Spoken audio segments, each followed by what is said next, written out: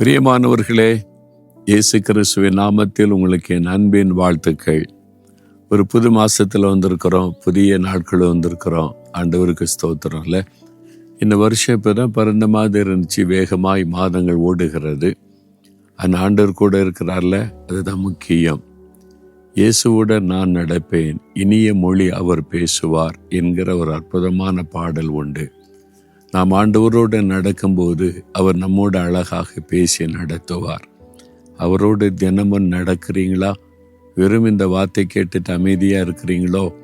தினம் காலையில் எழும்பி அவருடைய வசனத்தை தியானித்து அவரை தேடி இயேசுவோடு ஒரு வாழ்கிற வாழ்க்கைக்குள் அர்ப்பணித்து கொள்ளணும். சரி, இந்த நாளில் ஆண்டவர் உங்களுக்கு என்ன வார்த்தை வைத்திருக்கிறார் தெரியுமா? ஒரு அழகான வாக்குத்தத்தத்தை ஆண்டவர் வைத்திருக்கிறார். 1 நாளாகமம் 4ஆம் அதிகாரம் 10வது வசனம். யாபேஸ் என்கிற ஒரு மனிதன், அவனுடைய தாய் அவனை துக்கத்திலே பெற்றதாக சொல்லி யாபேஸ் என்று பெயர் வைத்தாங்க. அதாவது துக்கப்படுத்துகிறவன் அர்த்தம். அவனால என்ன பாதிப்பு வந்துச்சோ தெரியல. ஒருவேளை உங்க வாழ்க்கையில கூட ஒரு துக்கம் உள்ளவனா நான் இருக்கிறேன், என் மற்றவங்களுக்கு துக்கத்தை கொடுக்கிறவனா இருக்கிறேன், அதாவது ஒரு ஆசீர்வாதமும் இல்லை, என்னதான் எல்லாரும் குற்றப்படுத்துறாங்க, அந்த சூழ்நிலையில் இருக்கிறீங்களா? இந்த மனிதன் ஒரு ஜெபம் பண்ணுகிறான். யாபேஸ் வேண்டிக் கொண்டதை அவன் ஆண்டவர் அருளி செய்தார். அதான் உங்களுக்கு வாக்குத்தத்தம். நீங்கள் வேண்டிக் கொள்ளுகிறது உங்களுக்கு அருளப்படும் என்று ஆண்டவர் சொல்றார். அப்ப நீங்க வேண்டிக் கொள்ளணும், கேட்கணும். என்ன வேண்டிக் கொள்ளணும் அப்படின்னா, இந்த யாபேஸுடைய வேண்டுதல் இந்த வசனத்தில் சொல்லப்படுகிறது. யாபேஸ் இஸ்ரவேலின் தேவனை நோக்கி, தேவரீர் என்னை ஆசீர்வதித்து என் எல்லையை பெரிதாக்கி உமது கரம் என்னோடு இருந்து தீங்கு என்னை துக்கப்படுத்தாதபடிக்கு என்னை விலக்கி காத்தருளும். அந்த தீங்குக்கு விலக்கி என்னை காத்தருளும் என்று வேண்டிக் கொண்டான். அவன் வேண்டிக் கொண்டதை கர்த்தர் அவனுக்கு அருளி செய்தார். தேவனை நோக்கி, நீங்க மனிதர்களை நோக்கி பார்க்க கூடாது. இவங்க உதவி செய்வாங்களா, அவங்க உதவி செய்வாங்களா, இந்த தேவைக்கு அவங்கள்ட்ட போடலாமா? உடைய கண்கள் பரலோகத்தை இங்கே நான் திரும்பணும்.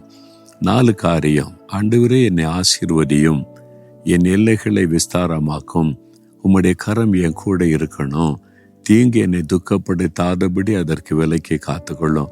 அழகான ஜெபம்ல தினந்தோறும் இந்த ஜெபத்தை செய்யுங்க.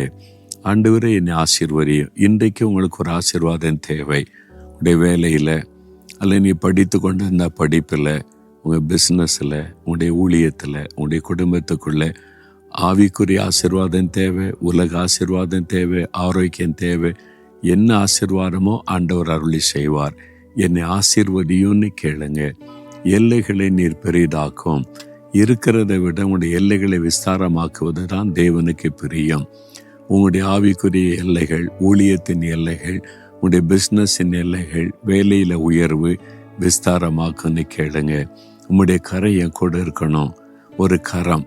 ஒரு கரம் கூட இருக்கணுமானா, கைப்பிடிச்ச நடத்தணுமானா, ரொம்ப பக்கத்தில் இருந்தால் தானே முடியும். அப்போ இயேசுவே நீங்கள் கூட இருக்கணும், பக்கத்தில் இருக்கணும், என்னை கரம் பிடித்து நடத்துங்கன்னு அழகாய் நடத்துவார். அவர் கூட இருந்தாலே அற்புதம் தானே. தீங்கு என்னை துக்கப்படுத்தாதபடி காத்துக்கொள்ளும்.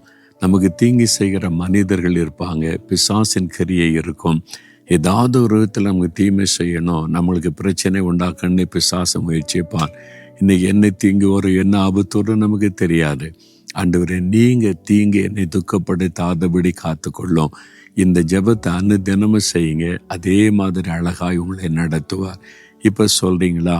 அப்படி இதயத்தில் கை வைத்து, தேவரீர் என்னை ஆசீர்வதியும், என் எல்லைகளை விஸ்தாரமாக்கி அருளும், உம்முடைய கரம் என்னோடு கூட இருக்கட்டும், தீங்கு என்னை துக்கப்படுத்தாதபடி அதற்கு விலக்கி என்னை காத்துக்கொள்ளும்.